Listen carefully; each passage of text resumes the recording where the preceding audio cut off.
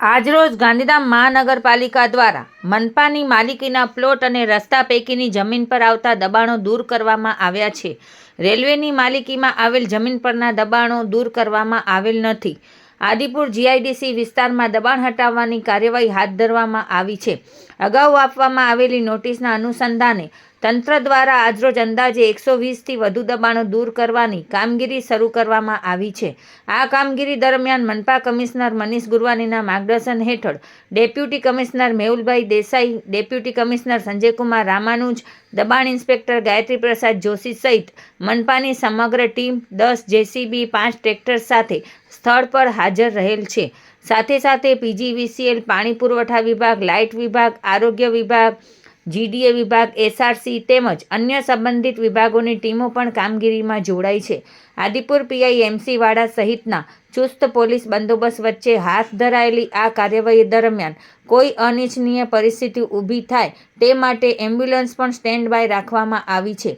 આ દબાણ દૂર કરવાથી મહાનગરપાલિકાની માલિકીના 2 પ્લોટ 5000 ચોરસ મીટરના અંદાજિત 12 કરોડના અને રોડ માર્જિનનું દબાણ 20000 ચોરસ મીટરનું ખાલી થશે. ગાંધીધામ મહાનગરપાલિકા દ્વારા આજરોજ જીઆઈડીસી વિસ્તારમાં વનબી વિસ્તારમાં દબાણો દૂર કરવાની કામગીરી શરૂ કરી છે.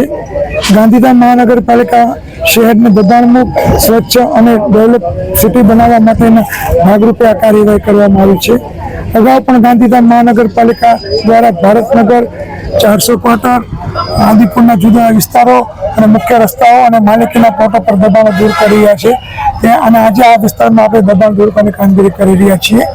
આ રોડ ઉપર ટૂંક સમયમાં રોડ ડેવલપમેન્ટનું કામ શરૂ કરવાનું છે અને આપણી સાથે પૂરતા પ્રમાણમાં પોલીસ બંદોબસ્ત છે, આરોગ્યની ટીમ છે, પીજીવીસીએલ ટીમ છે અને નાગરિકો પણ સંપૂર્ણ રીતે સાથ સહકાર આપી રહ્યા છે. કોઈ પ્રકારનું નથી, લોકો પણ અમે પૂરો સહકાર આપ્યા છે. હું આપના માધ્યમથી અપીલ કરું છું કે ગાંધીધામ મહાનગરપાલિકા દ્વારા જે કાંઈ કાર્યવાહી કરવામાં આવે છે તે નગરના વિકાસ અને ભવિષ્યને ધ્યાને લઈને કરવામાં આવે છે. એમાં સંપૂર્ણ સાથ સહકાર આપવા વિનંતી.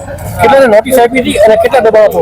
આ રોડ ઉપર અમે 125 થી 130 નોટિસ આપી હતી. એની સમય મર્યાદા પૂર્ણ થઈ ગઈ છે અને આ દબાણો આજે દૂર કરવામાં આવશે.